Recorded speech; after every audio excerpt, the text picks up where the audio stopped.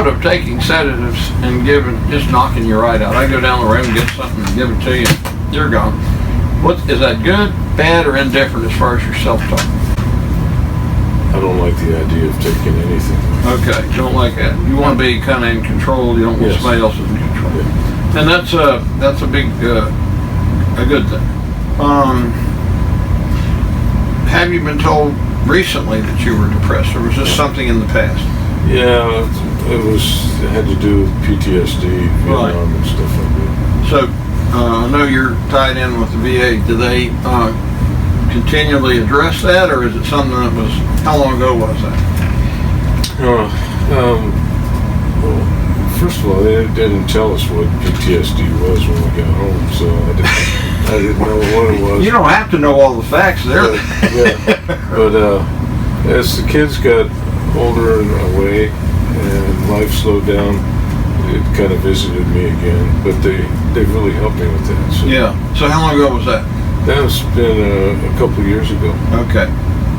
Good. If we get that biggest VA clinic on the planet down here, that's talking about it. It'd be all right. Getting cold on the skin be irritating, like cold water, cold air. It's cold body. Yeah. If you put ice on my skin, it was irritating.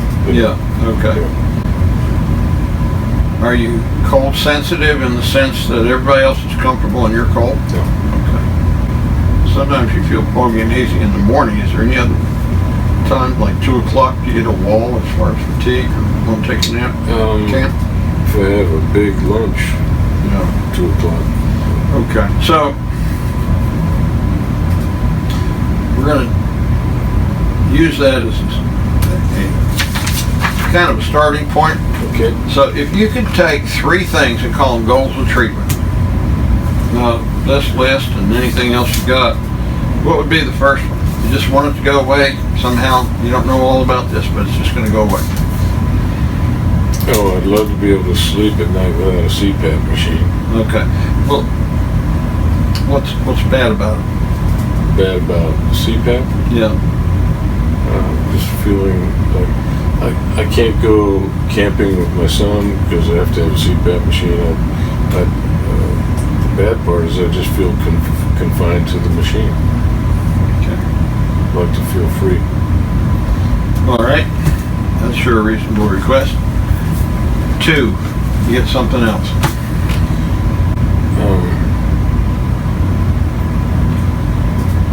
Quality of life, something. Oh yeah, quality of life, but feeling good again. Loosey-goosey. If this can make me feel good again and take care of back pain and all that. Okay, yeah, so that's awesome. 3. Feel good, looks like no back pain. Yep. And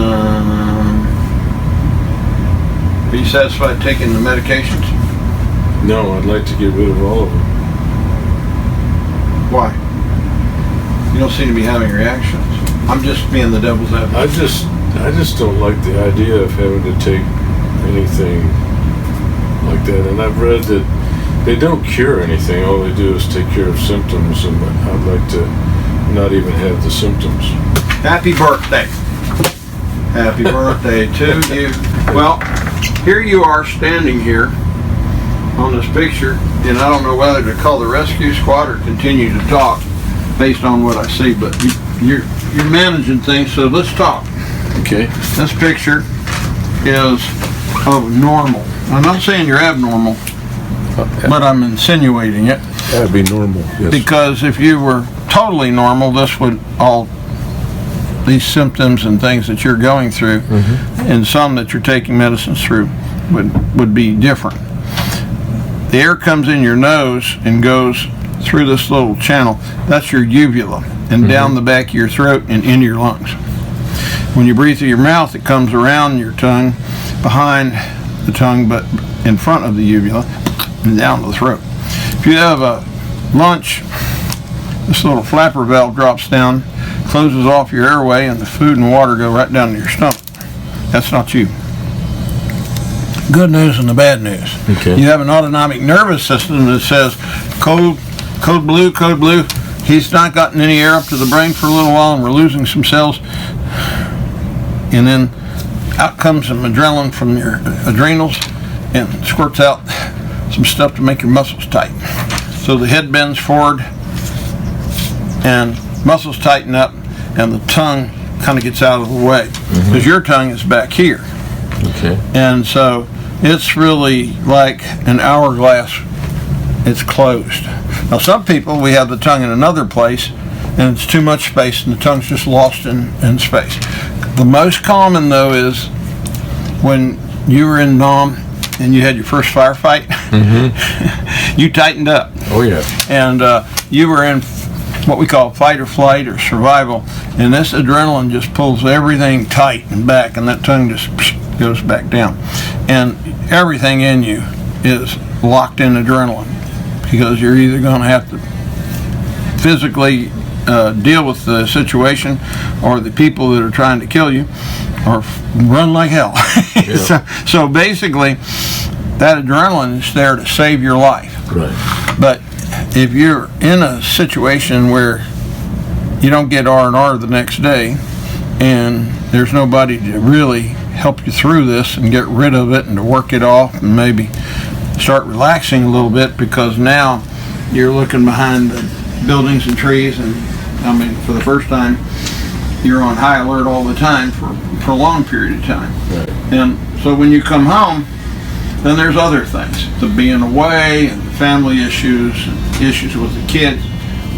We will explain more and more about adrenaline, and how adrenaline, of course, is a natural hormone that gets dumped into the system so that you have the power to fight that enemy coming towards you, that wild animal, or to run for your lives.